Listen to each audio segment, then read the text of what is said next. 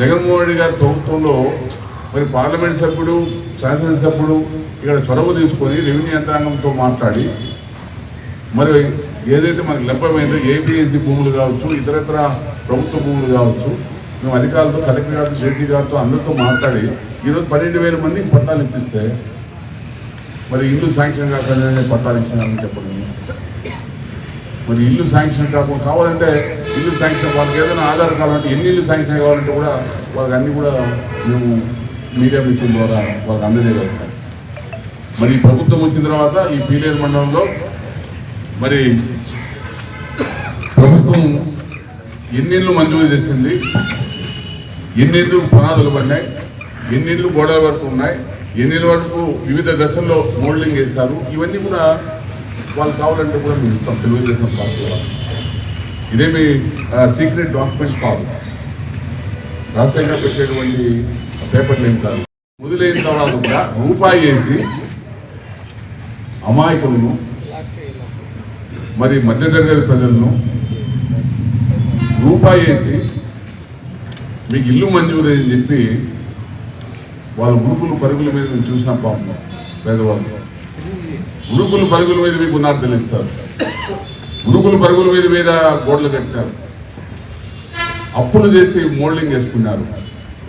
కానీ ఈ రోజు కూడా తెలుగుదేశం ప్రభుత్వంలో గత శాసనసభ ఎన్నికల టైంలో వారు హౌసింగ్ బోర్డు చైర్మన్గా ఉన్నటువంటి తరుణంలో ఏదైతే ఆ గుణార్థాలు వేసినారో, ఇల్లు కట్టినారో, వాళ్ళు మోల్డింగ్ వేసినారో ఈ రోజు కూడా మోసం పడుతున్నారు. ఇది సబబా?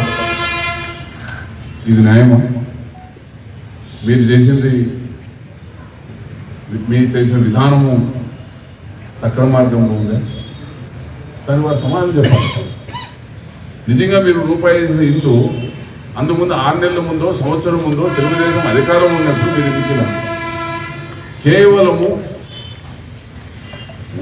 ఓటర్లను ఆకర్షించడానికి, ఓటర్లను మొబ్బపెట్టడానికి, మరి ఎన్నికలు 15 రోజులు ఉందనగా 10 రోజులు ఉందనగా అప్పటికప్పుడు హౌసింగ్ డిపార్ట్మెంట్ పురమాయించడం, మీరు కొలతలేండి, మీకు ఇల్లు మంజూరు చేయండి, లబ్ధిదారు చెప్పేయండి, రూపాయి వేసి ఈ విధంగా కొన్ని వందల కుటుంబాలు ఈరోజు కూడా వారి ఘోష, వారి ఆక్రందన, వారి బాధ, వారి దుఃఖము ఇంత కాదు. ఈరోజు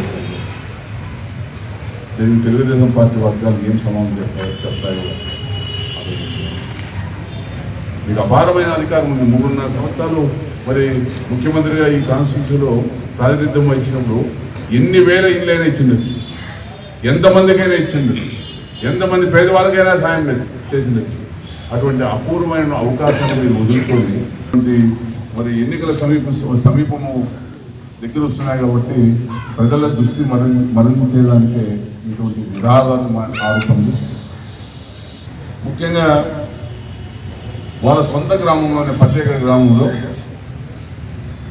వారు అధికారం ఉన్నప్పుడు పట్టాలు ఇవ్వకపోతే, ఇల్లు ఇవ్వకపోతే ఈరోజు గౌరవ ఎంపీ గారు మిథున్ రెడ్డి గారు ₹1 కోటి పైగా ఇచ్చి సుమారుగా అక్కడ ఉన్నటువంటి రైతులను గుర్తించి వాళ్ళ డబ్బులు ఆయన సొంతంగా పే చేసి, ఎందుకంటే ప్రభుత్వం ద్వారా వచ్చే డబ్బు చాలా ఆలస్యం అవుతుంది, మనం రైతులకు ఇవ్వకపోతే ఇబ్బంది అని చెప్పి ఈరోజు మొన్ననే మేము పట్టాలు కూడా పంపిణీ చేస్తాం వాళ్ళ సొంత గ్రామం.